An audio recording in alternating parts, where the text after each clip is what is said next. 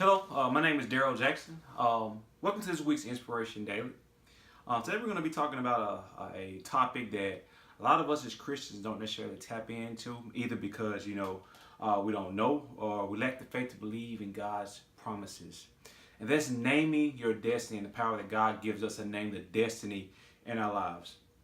One of the instances that even Jesus talks about is in John 14 and 12, where he talks about the ability that God gives a lot of the power that God gives us that we just don't tap into. He says in John 14 and 12, "Verily, verily, I say unto you, he that believeth on me, the works that I do shall he do also, and greater works than these he will do, because I go unto my Father." Now we're talking about Jesus, an individual who performed many miracles, including giving sight to the blind, healing the sick, walking on water, calming the storm. Yet he says, "He that believes in me, greater works than these he will do." Since the beginning of time, God has placed a lot of emphasis on naming things and the power and the authority that we have to name things in our life. The most notable story is the story of Adam in the garden, where he was actually given the authority to name the animals. And that's in Genesis 2 and 19. What I'll focus on, though, is part B of this, when God says he brought them to the man to see what he would name them. And whatever the man called each living creature, that was his name. The significance of this is not the idea that he necessarily named something, but it is the authority that God gave Adam that he also gives his people today once we are within God's divine plan.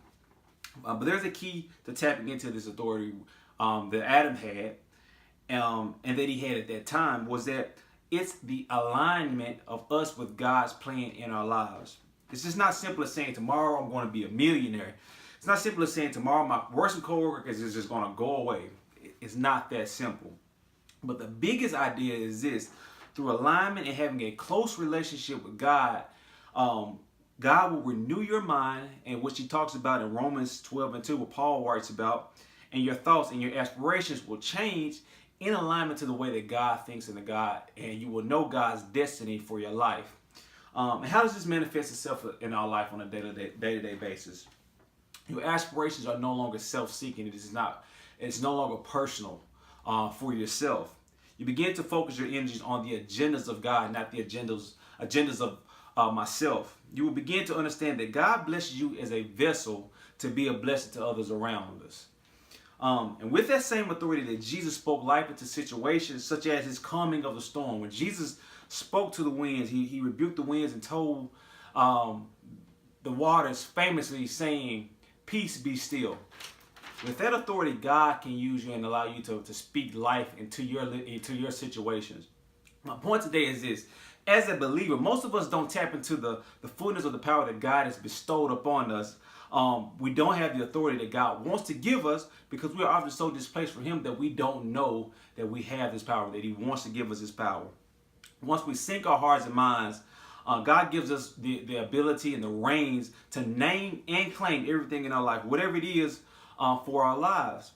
We are free to name our destiny, free to name our economic stability, free to name peace, free to name healing, free to name rest, free to name prosperity, free to name promotion, freedom to name exaltation. Once we realize what God is wanting to do in our lives. 3 things to do this week. Seek God intimately through prayer, through supplication, through sacrifice. Step 1. Step 2 is align yourself with his divine plan.